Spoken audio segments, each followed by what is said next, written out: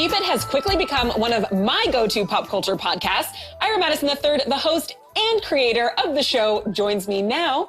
Thank you so much for being here. Thanks for having me. I love this shirt, especially. Kept me up this morning. Good. Well, listen, I want to talk about this podcast. I'm a fan. You obviously have a lot of devoted fans. Did you expect it to be such a hit when you started? No, I know that we were joining Cricket Media, which already has the successful Pod Save America, but I was like, it'll start off maybe a bit slow and it'll take some time, but we sort of jumped right out there and it's pretty successful. So. Yeah. How do you decide which stories you're going to do and how much time do you spend on social media just perusing to decide? I feel like I'm on social media all the time. So we all. I know, right? So it's really just sort of on Sunday, because we record the show on Tuesdays. Sunday and Monday morning, I sort of go over what was I thinking about this week? What were people really talking about? Look through my old tweets for the week and then sort of formulate an idea. Yeah, well, despite going through social media, you still find time for Days of Our Lives, which is something I feel like you talk about on the show. How did you become a fan of the show? And do you still watch it every single day? Yeah, I started watching it as a kid because my parents watched it. But then I remember I would just see clips of it, in the summer. And at some point I decided I wanted to start watching it to find out what was happening. Now I work from home a lot too, and it's on Hulu, so you can watch it every day. Should more children take up their summer breaks watching soap operas? Yeah, it kept me out of trouble, I guess. Well, your catchphrase and obviously the title of the show is Keep It. How did you come up with that? Keep It was sort of a way to peruse through headlines online. Whenever you see some movies coming out now where it's oh, Lizzo's not the Little Mermaid or something like that, you can say keep it instead of going into some long thread or diatribe. Is it just a nicer, more polite way of saying thank you, but also no thank you exactly. for this? Yeah, well, we have to talk about some changes that are coming up on the podcast. Yeah. Last week was Kara Brown's final episode. She was one of the co-hosts. She's moving on to do some other projects at Crooked, I think, from what you said on the podcast. Yeah. Do you have a replacement in mind? Will the show's format change or anything like that? It'll be fun. It'll be a whole summer where it's sort of like The View, I guess. We're going to have a bunch of guest co-hosts. That could mean so many things. I know, right? Meghan McCain is joining, and there will be fights. That's what her new gig is going to be. Yes, right? Joy's had enough. But no, we're going to have some guest hosts on throughout the summer and sort of find out what works. Yeah. Recently, I really enjoyed the conversation with Whitney Cummings, getting to really pull back the curtain on how writing works in Hollywood, stuff like that I feel as a journalist I'm not privy to, but I want to know more about. Do you have a dream guest for the show? Seth Meyers was just with Rihanna, right? And drinking with her, and I'm I want her in the studio. How come we were not invited? I know, right? Yeah.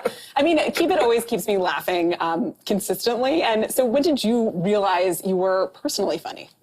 I think in school I did a lot of really goofy things. I don't know. I feel like I impersonated Shanae I heard about this. Once or twice. And so, anything that got my mom called down to the school and amused other kids, I knew I was funny, but wasn't really the time for it then. So I'm guessing that your teachers weren't entirely on board with the They were not.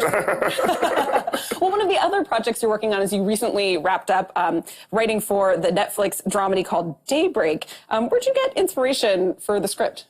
Well, it is a teen version of sort of Mad Max. It's set in the apocalypse. And it comes out on Netflix later this fall. And it's really just sort of drawing from a lot of my own high school experiences. And everyone in the room sort of did that. It was fun sort of mixing in my experiences, sort of, a Black queer teenager and putting that in one of the characters in the show.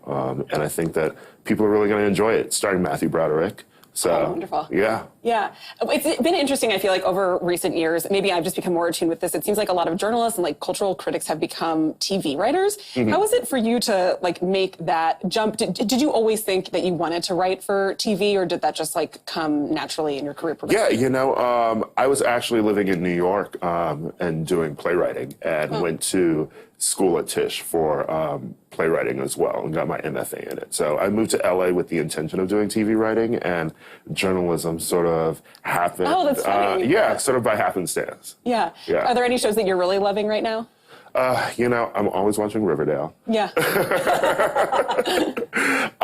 And I really like Grand Hotel now. It just debuted on ABC, and it's fun. It's soapy. It's prime time. Yeah. I've seen a lot of people tweeting about it. It's definitely, I had to start keeping like a running list of shows that I need to watch in the notes section of my phone, because I feel like there's so much good stuff to stream, and like I have to be up really early for this show, so I just don't have time to watch it all. So I will definitely add that one to my list. Yeah, do that. Eva Longoria usually always does something great. So yeah. Well, of course, since we have you here, we did want to play a little game based around Keep It.